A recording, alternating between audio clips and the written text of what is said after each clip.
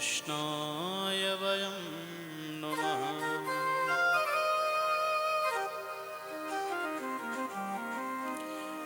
माता रामो मतपिता रामचन्द्रः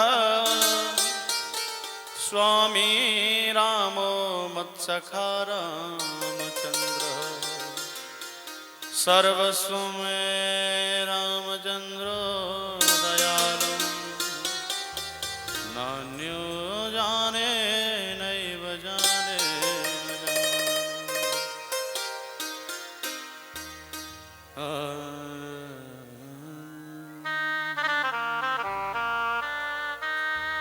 शरणागत दीनार्थ परित्राणपरायणे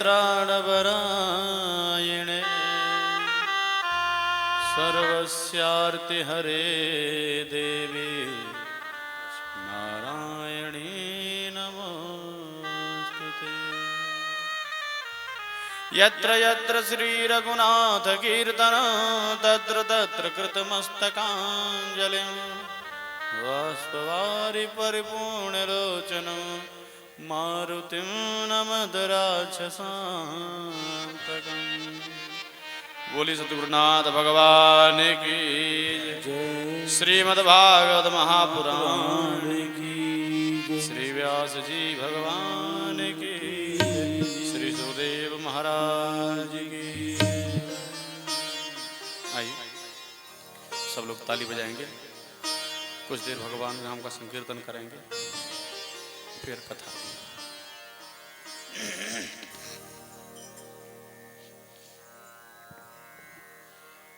मोरे प्रभु तुम गुरु पे तुमादा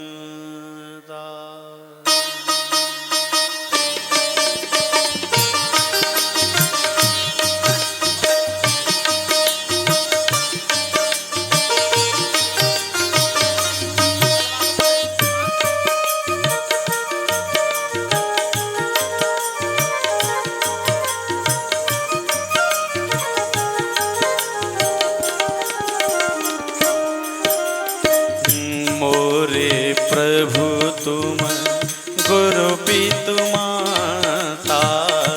मोरे प्रभु तुम गुरु पितु माता। जाऊं कहाँ तजे पद जल जाता। जाऊं कहाँ तजे पद जल जाता। अब प्रभु कृपा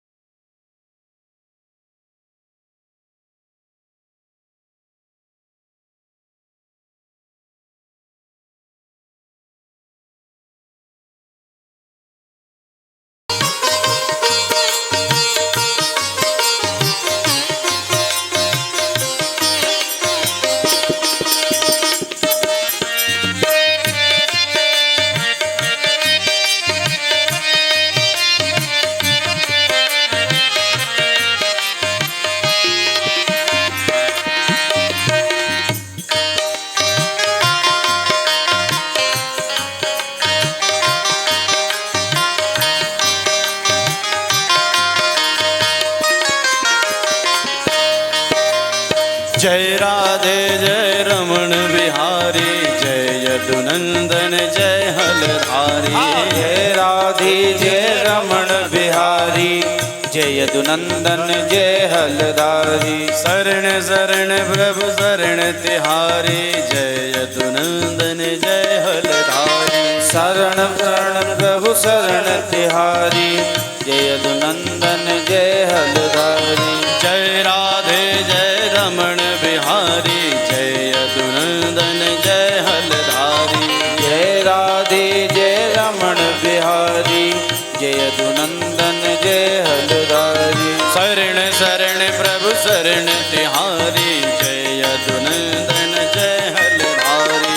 शरण शरण प्रभु शरण तिहारी जय यदुनंदन जय हलधारी। कोई भला कहे चाहे बुरा कहे हम हो गए रमण बिहारी के। कोई भला करे चाहे बुरा कहे हम हो गए रमण बिहारी के। कोई भला कहे चाहे बुरा हम हो गए रमण बिहारी के। कोई भला कहे चाहे बुरा कहे हम हो गए रमण बिहारी के। हे ठाकुर हमरे रमण बिहारी हमरे रमण बिहारी के। ठाकुर हमरे रमण बिहारी हमरे रमण बिहारी। हरे राम राम राम हरे हरे। हरे राम राम राम हरे हरे। हरे कृष्ण कृष्ण कृष्ण हरे हरे। हरे कृष्ण हरे हरे राम राम राम हरे हरे। हरे कृष्ण कृष्ण कृष्ण हरे हरे। हरे राम राम राम हरे हरे। हरे कृष्ण हरे राम राम हरे हरे। हरे कृष्ण कृष्ण हरे हरे। हरे राम राम राम हरे हरे। हरे राम राम हरे हरे। हरे कृष्ण कृष्ण कृष्ण हरे हरे। हरे राम राम हरे हरे। हरे राम राम हरे हरे। हरे कृष्ण कृष्ण कृष्ण हरे हरे। हरे राम राम हरे हरे। हरे कृष्ण हरे हरे। हरे राम राम हरे हरे। हरे कृष्ण कृष्ण कृष्ण हरे हरे। हरे राम हरे हरे। हरे कृष्ण कृष्ण हरे हरे। हरे राम हरे हरे। हरे कृष्ण कृष्ण कृष्ण हरे हरे। हरे राम हरे हरे। हरे राम राम राम हरे हरे। हरे कृष्ण कृष्ण कृष्ण हरे हरे। हरे राम राम राम हरे हरे। हरे कृष्ण कृष्ण हरे हरे। राम राम हरे हरे। हरे कृष्ण कृष्ण हरे हरे राम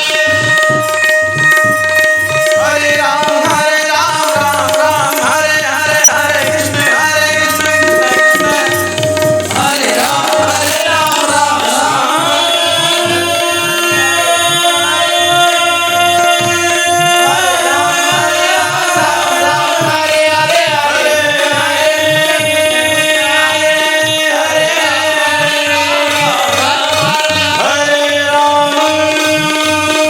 हरे हरे। हरे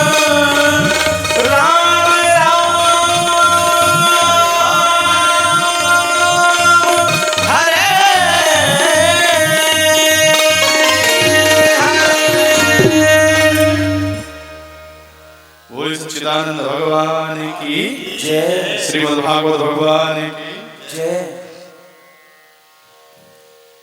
भैया आप सब लोग लेट शुरू करवा रहे हो तो हम भी लेट ही खत्म करेंगे। आप समय से आओ। आने के बाद भी आधे घंटे बाद लोग आ रहे हैं। अभी तो जनक कितनी देर बाद आएंगे। तो जैसा आपका चलेगा वैसे हमारा चलेगा समय, है ना। हाँ। बोलो राधे राधे। सुना चाहिए ऐसा भरने के 1 घंटे में कथा हो जाएगी। ये तो 6 महीने में भी नहीं हो सकती है। 7 दिनों में कैसे कैसे खत्म करते हैं, तो विश्राम करते हैं। 7 दिनों में कैसे कैसे विश्रांति तक पहुंचती है, तो व्यास से पूछिए। कि कैसे कैसे इस समय कथा समेट खिलाते हैं व्यास। उसमें भी श्रोता है 2 घंटे लेट आए तो फिर कैसे होगा? बोलो राधे राधे राधे राधे।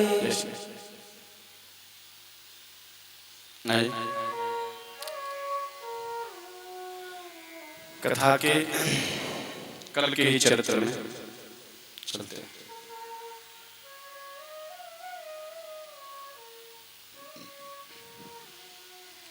सूजी महाराज जी ने 6 प्रश्न पूछे और इन प्रश्नों का बड़ा ही अच्छा उत्तर दिया है। लेकिन यह सब उत्तर देने से पहले श्री सूजी महाराज जी ने अपने गुरु का स्मरण किया। बताइए, हम कभी कोई भी कार्य कर रहे हो तो अपने गुरुदेव का स्मरण करने से अमंगल दूर होते हैं और सरस्वती के रूप में सद्बुद्धि हमारे अंदर विराजती है। इसलिए सद्गुरु का स्मरण बहुत आवश्यक है।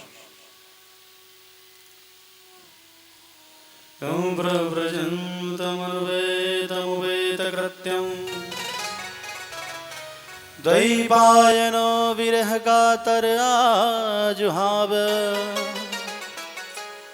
पुत्रेति तन्मयतया तरभो विनेदो तं सर्वभूत हृदयं मुनिमानतोऽस्मि।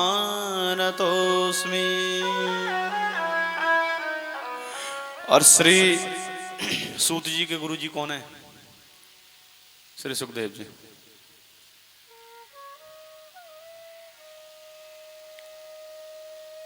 और सुखदेव जी का व्याख्या करते हुए कह रहे हैं कि यम प्रव्रजंतम अनुपेतम उपेत कृत्यम। श्री सुखदेव जी जैसे महात्मा हुए ही नहीं।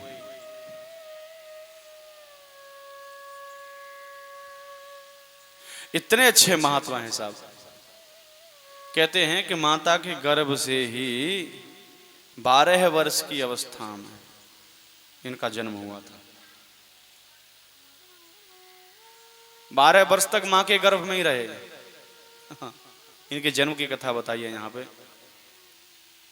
एक समय की बात है, सुखदेव जी का जन्म क्यों हुआ, ये 12 वर्ष तक मां के गर्भ में क्यों बने रहे, इन्होंने जन्म क्यों ले लिया, इसकी कथा बताई कि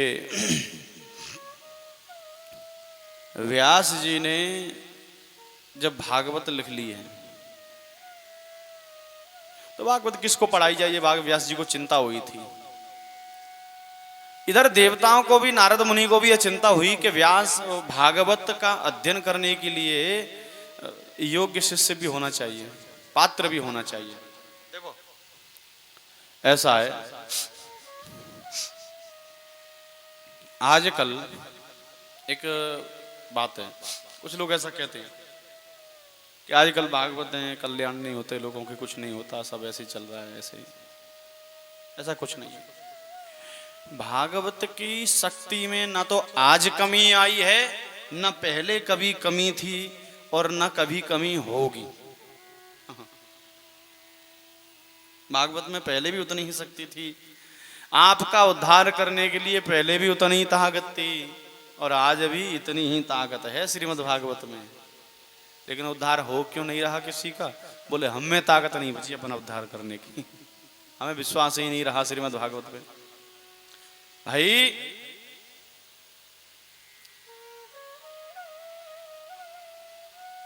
एक 1000 वर्ष से भी यदि कोई कमरा बंद पड़ा हो और उसमें अंधेरा हो, जैसे ही उसमें निश्चय प्रेम कि नहीं भाई 1000 वर्ष से कमरा बंद पड़ा हुआ है तो 10-20 दिन तो लगेंगे उजाला होने में, ऐसा तो नहीं कहेगी। आपने मोमबत्ती जलाई तुरंत उजाला हो गया, है ना, तुरंत उजाला होता है मोमबत्ती जलाते ही।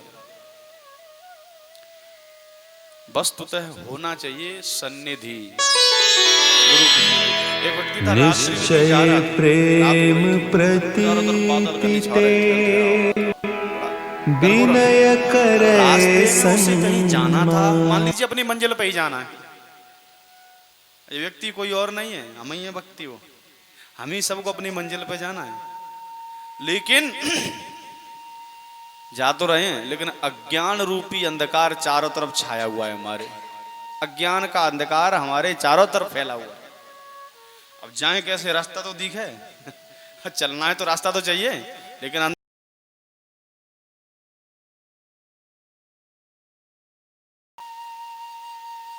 चारों तरफ है हमारे, रास्ता नहीं दिख रहा। एक महात्मा निकल के जा रहे थे, उसने भैया कहाँ जा रहे? बोले महाराज मुझे जाना है लेकिन रास्ता नहीं दिख रहा है। महात्मा ने कहा ये कौन सी बड़ी बात है, अभी दिख जाएगा। महात्मा से थैले से एक दिया निकाला, जलाया और दिया। बोले ले अब जा, उजाला हो गया। ये बेचारा दीपक को लेके खड़ा हो गया। अब दीपक जहां पे जल रहा था वहां तो उजाला था, लेकिन अंधकार तो पूरे संसार में था।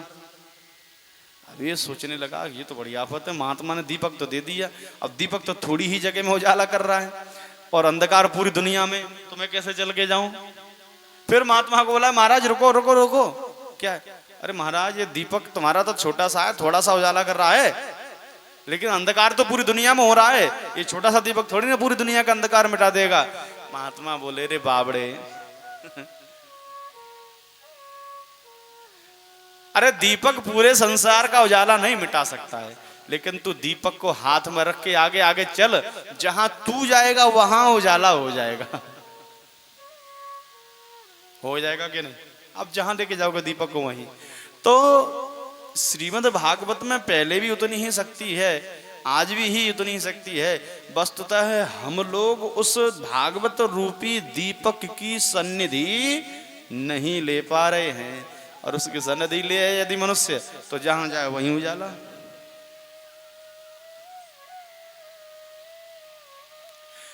हम उस सदगुरु की भी सन्निधि नहीं ले पा रहे हैं। हाँ, गुरुओं की भी सन्निधि नहीं ले पा रहे हैं। जब हम सदगुरु की सन्निधि में जाएंगे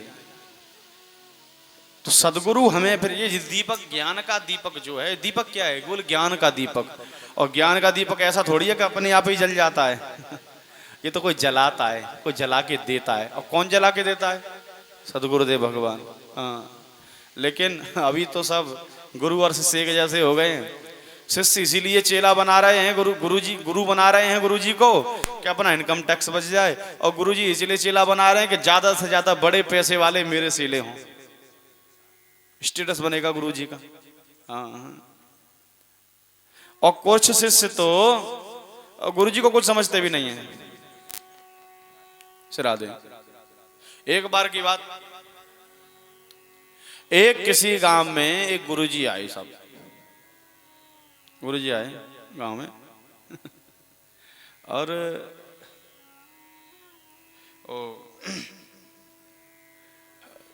गांव के किसी अपने शिष्य के यहाँ आए थे गुरुजी।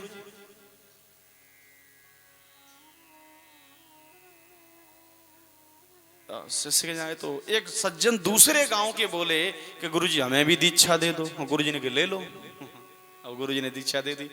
अब बोला गुरुजी आप गुरु और हम चेला, आप कुछ सुनाओ ज्ञान की बात। गुरुजी बोले क्या सुना है बता। रामायण सुना मैं। रामायण कौन सुनेगा, ये छोटी मोटी सी चीज है, तो हम तो रोज अपने घर रामचरितमानस का पाठ तो हम अपने घर पर डेली करते, उसको क्या सुनना। ऊंची चीज सुनाओ, कोई बढ़िया ऊंची चीज।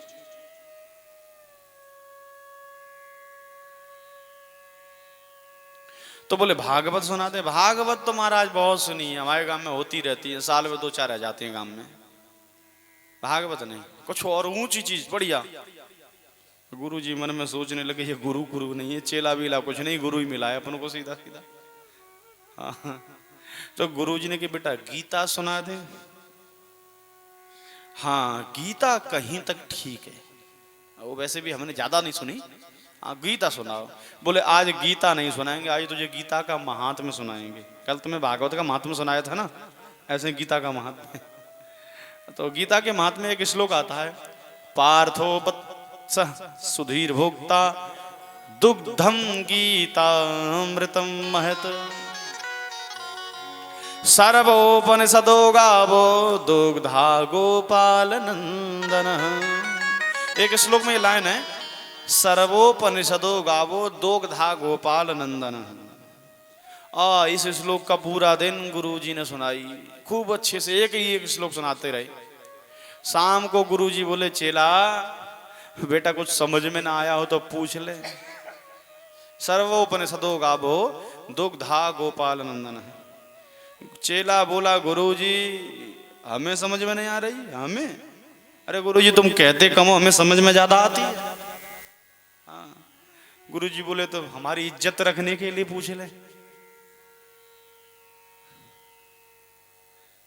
अब सोचा पूछना तो पड़ेगा, तो बोले, गुरुजी वैसे तो सब बात समझ में आ गई है, एक बात समझ में नहीं आई बस तुम्हारी।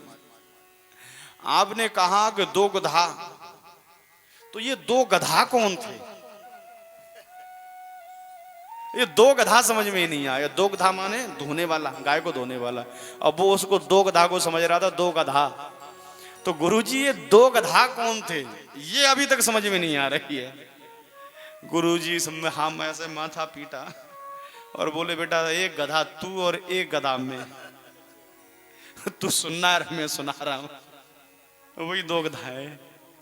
तो ऐसा गुरु बनाने से भी क्या फायदा, और ऐसा शिष्य बनने से भी क्या फायदा कि तुम गुरु की भी ना समझो और गुरु की भी ना समझो।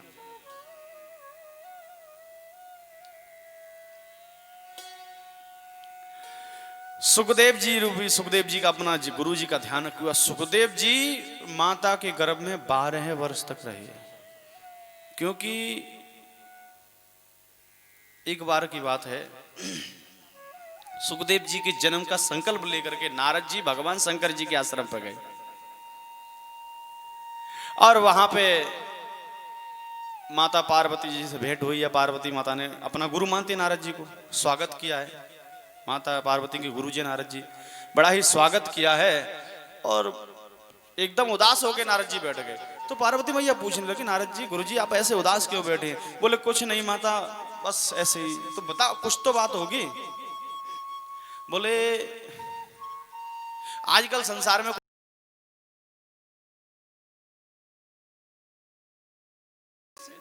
ना माता, मैं अब तुम क्या बताऊं।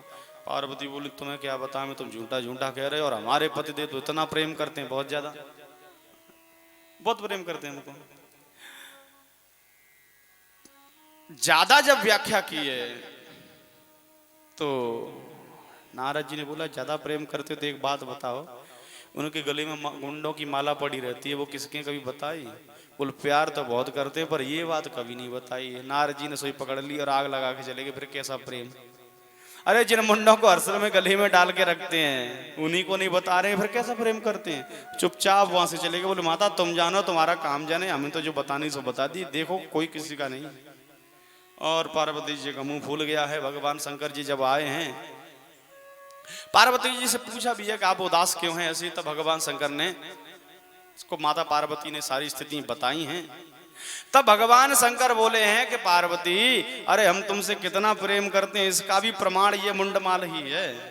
अरे तुम तो भगवती जगदम्बा की अवतार हो साक्षात, लेकिन फिर भी लीला की सिद्धि के लिए, लीला करने के लिए शरीर त्याग देती हो बार बार। तो तुम्हारे मुंड को हम अपनी माला में डाल लेते हैं, हमें तो तुम तो मरने के बाद भी अपने सिर से हृदय से लगा के रखते हो। तुम कह रहे हो प्रेम नहीं करते। पार्वती बोली, तुम और कपटी। क्यों? अरे तुम प्यार नहीं करते, लेकिन ये एक बात बताओ कि मैं बार बार मर जाती हूं, तुम कभी नहीं मरते, ऐसा कौन सा अमृत पिया है? वो अमृत भी तो हमें बताओ जिससे हम भी बचे रहें। तब भगवान भोलेनाथ बोले हैं, अरे पार्वती, मैंने एक दिव्य माता पार्वती बोली है तो वह मुझे भी पिलाइए। तब हिमालय पे जाकर के माता पार्वती को भगवान शंकर ने यह कथा सुनाई है। डमरू बजा करके सब पशु पक्षी इत्यादि सबको भगा दिया वहां से, लेकिन कहते हैं कि तोते का अंडा वहां पड़ा रह गया। वो तोते का अंडा फूट गया है, लेकिन श्रीमद् भागवत के कथा से उस फूटे हुए अंडे में से भी जुड़ करके और एक तोते का जन्म हुआ, और वही तोता सुखदेव कहलाया। वो तोता पीछे से छुप छुप के कथा सुन रहा था, शंकर जी के पीछे बैठ के, क्योंकि भोलेनाथ ने कहा माता पार्वती से, देखो पार्वती जब मैं कथा करूंगा ना तो ध्यान में मग्न हो जाऊंगा, आंखें बंद करके कथा चलेगी अपनी तो, हाँ, और मुझे तो पता ही नहीं चलेगी तुम सुन नहीं हो कि नहीं। तो तुम ऐसा करते ना, हम लोग जब कहानी सुनाते हैं तो कैसे करते, ऐसा कहते हैं? हाँ, तो बोले ऐसे ही करते रहना है। संस्कृत में कहते हैं ऊ, तो बोलो ऊ बोलते रहना। अब पार्वती मैया की समाधि लग गई, वो तो भूल गई ऊ बोलना। तोता ने सोचा कि भगवान भोलेनाथ तो कथा बंद कर देंगे, इसलिए वह तोता ऊ कहने लगा। भगवान भोलेनाथ की जब कथा विश्राम हुई और जयकार लगाया है, बोले सच्चिदानंद भगवान की जय। एकदम पार्वती की नींद खुली और वो पूछी, महाराज मैं तो सो गई थी, मुझे तो पता ही नहीं पड़ा कथा कहाँ हुई। भोलेनाथ बोले, तुम नहीं सुन रही थे तो सुन कौन रहा था?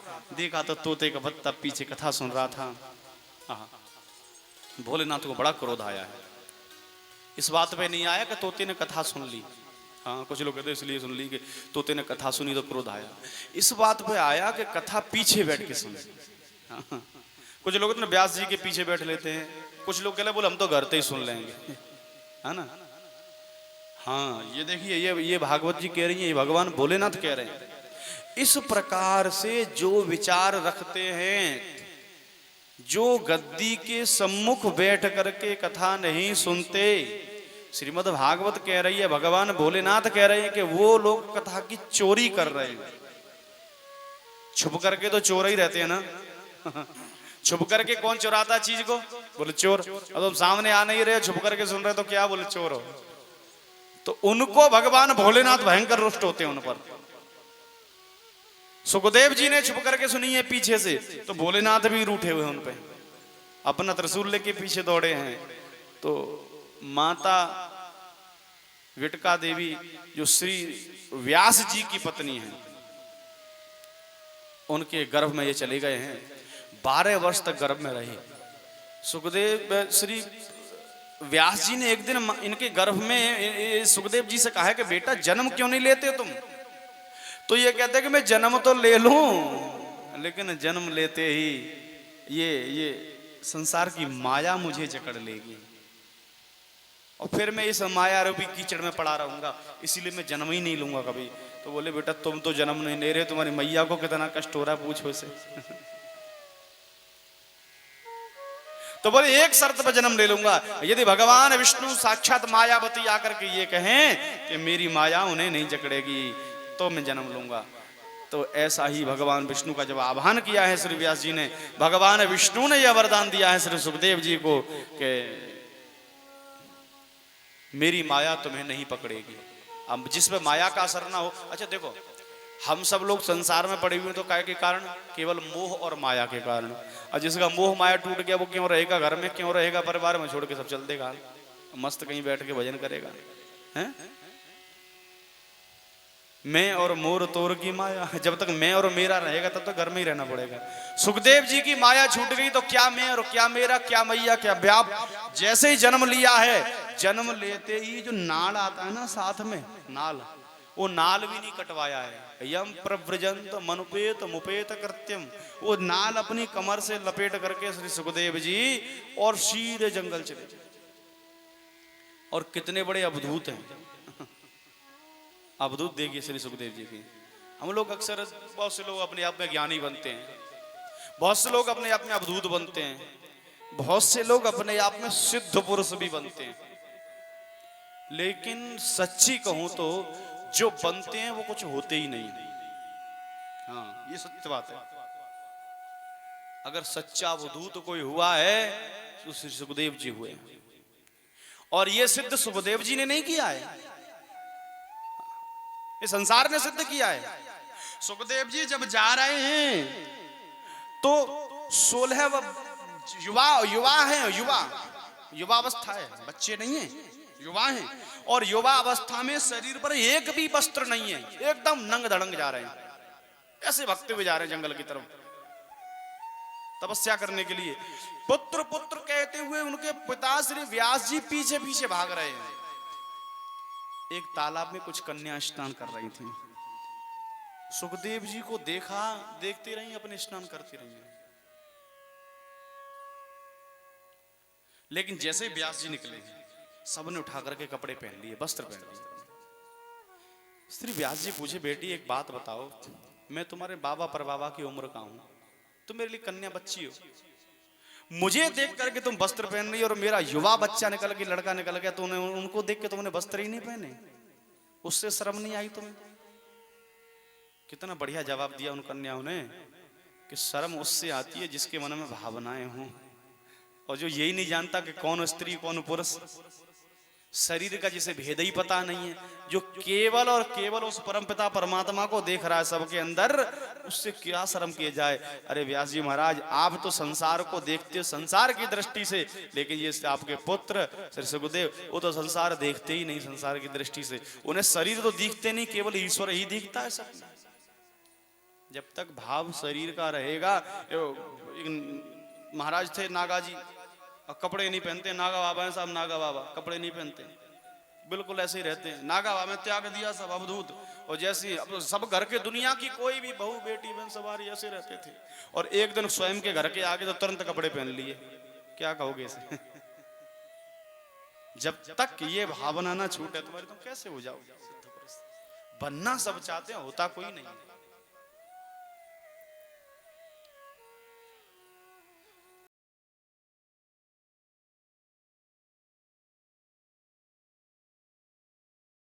हम कहेंगे कि हम इतना कर रहे हैं, हम इतना कर रहे हैं, आप गाते रहो कितने, तो कुछ भी नहीं कर रहे हो।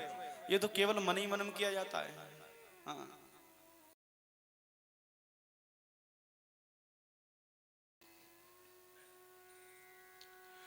श्री सुखदेव जी का जन्म हुआ है। व्यास जी ने श्रीमद् भागवत कथा जब लिख दी है,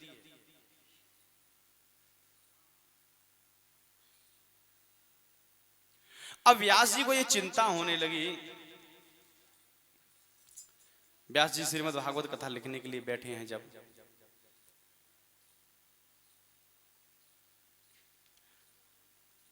बड़े उदास बैठे एक दिन, बड़े उदास बैठे एक दिन व्यास जी।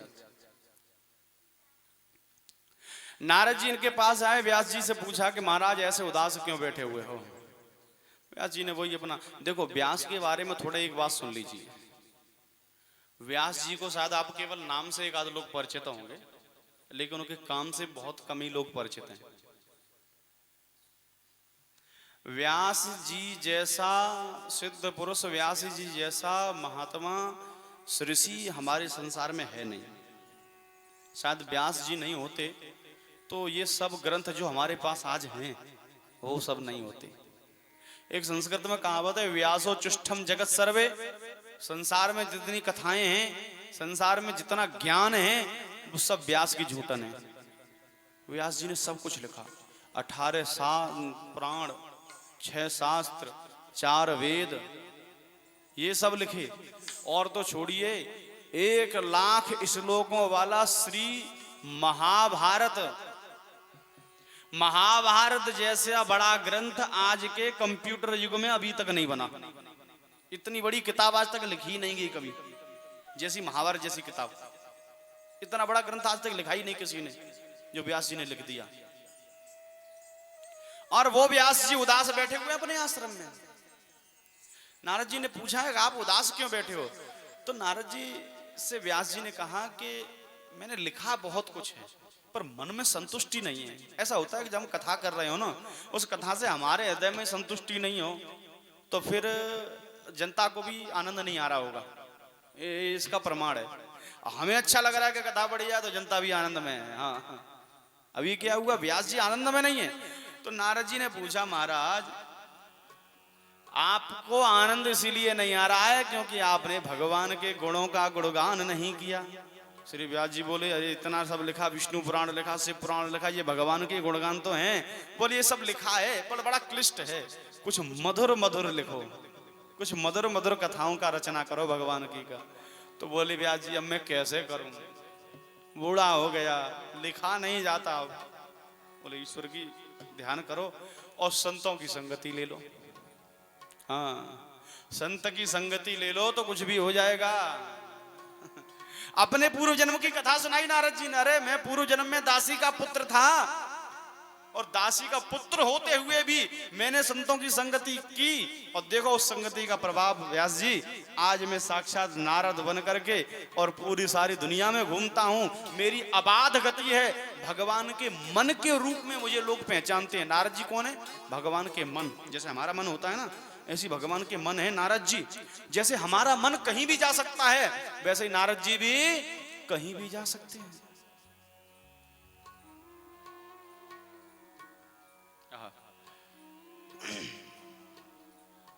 नारम ज्ञानम ददाति नारद, कहीं भी जा सकते हैं। महाराज आप संतों की संगति लो, सब कुछ भला होगा। संतन के संग लाग रे तेरी अच्छी बनेगी, संतन के संग लाग रे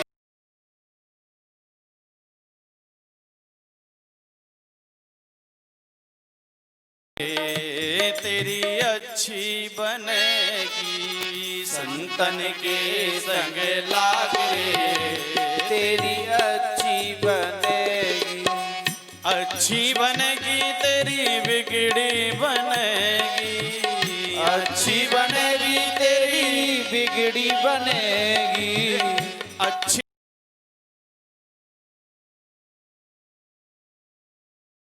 बनेगी तेरी बिगड़ी बनेगी। ओए तेरो बड़ो भाग रे तेरी अच्छी बनेगी, ओए तेरो बड़ो भाग रे तेरी अच्छी बनेगी।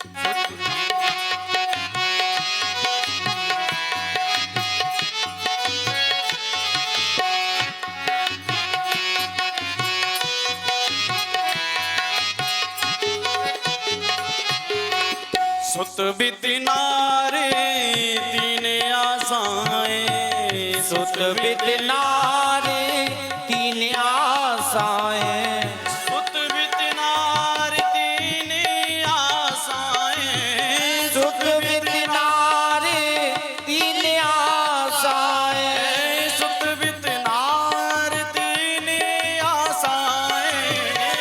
ताली बजाते सब लोग। नारे तीन आशाएं। त्याग सके तो त्याग रे हरि वो तेरी अच्छी बनेगी, त्याग सके तो त्याग रे तेरी अच्छी बनेगी। संतन के संग लाग रे तेरी अच्छी बनेगी, संतन के संग लाग रे तेरी अच्छी बनेगी। याद है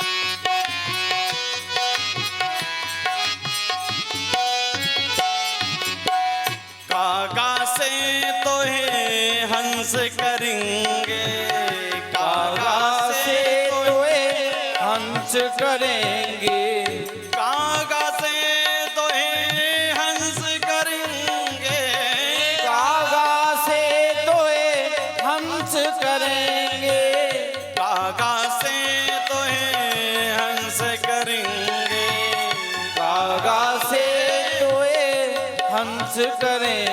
अरे होए तेरो बड़ो भाग रे तेरी अच्छी बनेगी, कोई तेरो बड़ो भाग रे तेरी अच्छी बनेगी। संतन के संग लाग रे तेरी अच्छी बनेगी, के संग लाग रे तेरी अच्छी बनेगी। अच्छी बनेगी तेरी बिगड़ी बनेगी। अच्छी बनेगी तेरी बिगड़ी बनेगी। अच्छी बनेगी तेरी बिगड़ी बनेगी। अच्छी बनेगी तेरी बिगड़ी बनेगी। संतन के संग लाग रे तेरी अच्छी बनेगी। संतन के संग लाग रे तेरी अच्छी बनेगी। संतन के संग लाग रे तेरी अच्छी बनेगी। बोले श्री रमण बिहारी लाल की जय। देखो ऐसा है,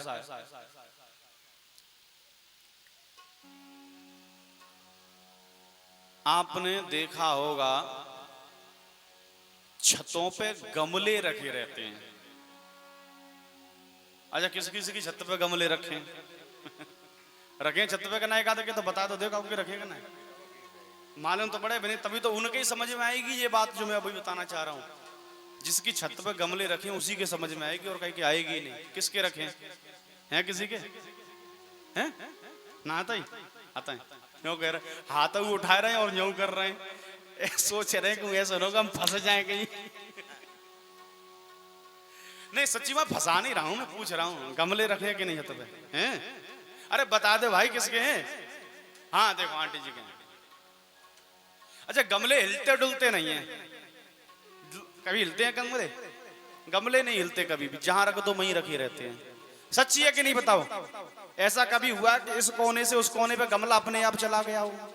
नहीं नहीं हो जाता ना, उठा के रखना पड़ता है, उसको हिलाना पड़ता है। गमले कभी नहीं हिलते हैं। और शायद आप भी गमले ही हो, ना ताली बजाते हो ना थाली बजाते हो, बैठे ही रहते हो। अरे उठो नाचो गाओ ताली बजाओ आनंद करो, एक गमले की तरह क्यों बैठे हो भाई?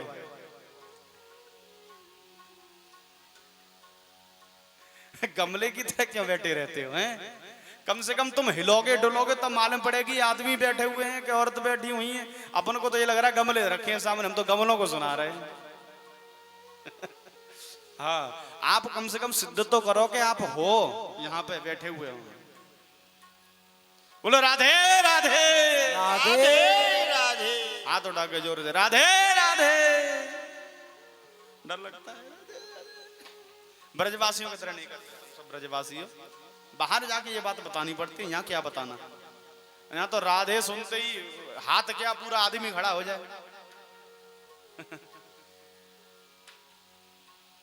सुखदेव जी ने, व्यास जी ने श्रीमद् भागवत कथा लिखी, सुखदेव जी अपने पुत्र को पढ़ाई है।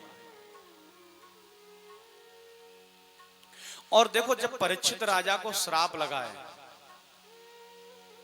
तो यही श्री सुखदेव जी महाराज राजा परीक्षित को कथा सुनाए।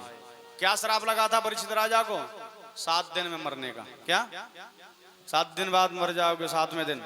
हाँ और ध्यान रखो एक और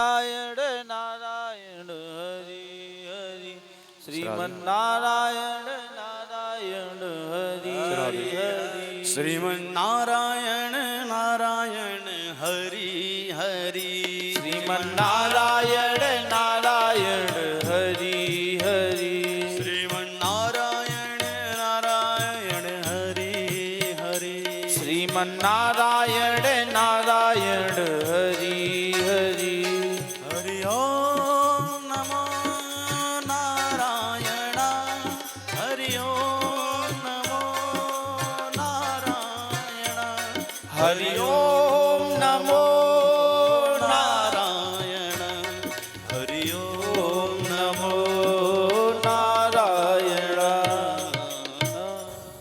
बोले सच्चिदानंद भगवान की जय। यही श्री सुखदेव जी महाराज राजा परीक्षित को 7 दिन में मरने का श्राप लगा है। और ध्यान रखो, परीक्षित भी कोई और नहीं, तुम सब परीक्षित हो। तुम सब कोई 7 दिन में मरने का श्राप भी लगा है। और तुम में से 8वें दिन कोई जिंदा भी नहीं बचेगा, 7 दिन में सब मर जाएंगे। हाँ। कैसे कैसे? अरे महाराज एक जगह तो कह दिया ऐसे, बोले महाराज तुम 7 दिन में सबको ही मारोगे क्या? फिर कथा किसको सुनाओगे? मारने आए हो क्या? अरे देखो, गलत नहीं कह रहे, सही कह रहे। 7 ही दिन होते हैं, 8 दिन होते ही नहीं। बताओ, आप गिन के दिखाओ, 8वां दिन कोई गिन के दिखा दे हमें। 7 ही होते हैं कि नहीं? एतवार, सोमवार, मंगल, बुध, बृहस्पति, शुक्र, शनिचर, और इसके बाद कोई और होता है क्या? नहीं होता ना। फिर 1 से शुरू करते हो। 7 ही दिन होते हैं। आप सब परिचित हो, आप सभी को श्राप लगा है 7 दिन में मरने का। तो किसी ने पूछा, श्री सूत जी महाराज से सौनक ऋषि पूछ रहे हैं, महाराज एक बात बताइए, ये राजा परीक्षित तो बड़े धर्मात्मा थे, पांडवों के वंशज थे, फिर इनको 7 दिन में मृत्यु का श्राप क्यों लगा? तो कथा सुनाई, यहां से थोड़ी महाभारत की कथा सुनाई है।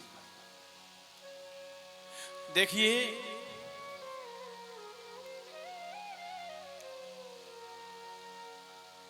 कह रहे हैं बात उस समय की है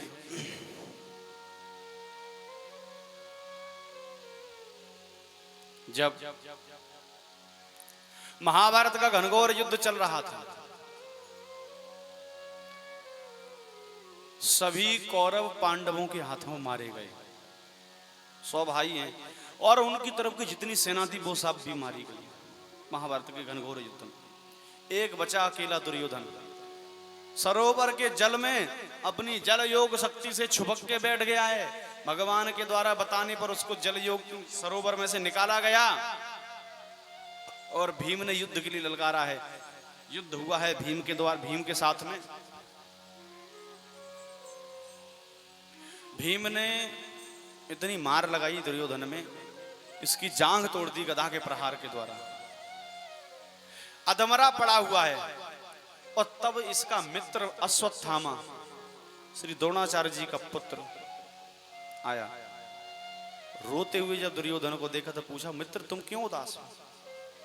देखो ये यहाँ पे एक बात आती है कि संसार अपने दुख से दुखी नहीं है, दूसरे के सुख से दुखी है। यदि आपको अपने पड़ोसी को परेशान करना है, उसको रुलाना है, उसको तंग करना है, उसके जीवन में दुख आए, तो मैं तुम्हें एक बढ़िया उपाय बताता हूं। ऐसा मत सोच लेना कि मैं तुम्हें ऐसे उपाय बताने वाला हूं कि पड़ोसी बीमार है तुम्हारा, लेकिन फिर भी तुम्हें बताता, तुम करके देख लेना, तुम्हारे सब पड़ोसी परेशान रहेंगे। एक उपाय बहुत बढ़िया बता रहा हूं भैया। नींबू धरना नहीं बताऊंगा तुमको, नींबू रख हो जा करके। हाँ, कि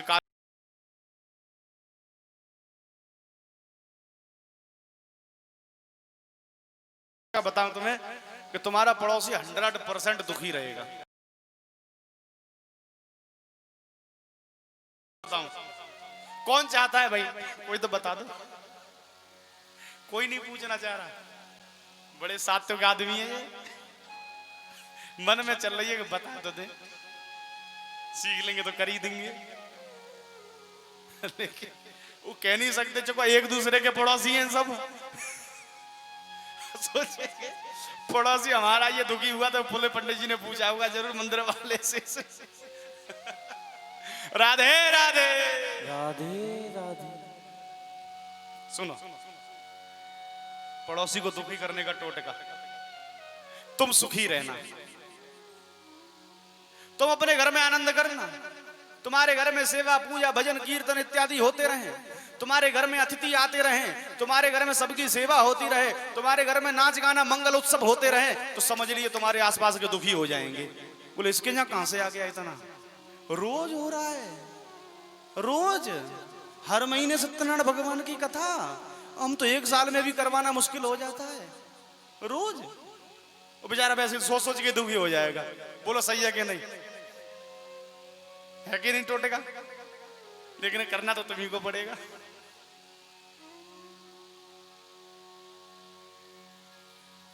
परीक्षित जी को श्राप लगा है 7 दिन में मृत्यु का। परीक्षित जी के जीवन में जब दुख आया, परीक्षित जी को श्राप क्यों लगा था ये बता रहे हैं कथा, महाभारत की कथा के द्वारा। दुर्योधन दुखी है, रो रहा है। अश्वत्थामा ने आगे पूछा कि भैया दुखी क्यों हो? तो अश्वत्थामा से ये कह रहा है कि मेरे 100 भाई 99 भाई मर गए मेरे, और एक मैं बचा हूं सबसे बड़ा, मैं भी मृत्यु सैया पे पड़ा हूं, कब मर जाऊं, लेकिन इसका भी मुझे कोई कष्ट नहीं है। कष्ट तो इस बात का है कि पांडव एक भी नहीं मरा। अरे एक तो मर जाता,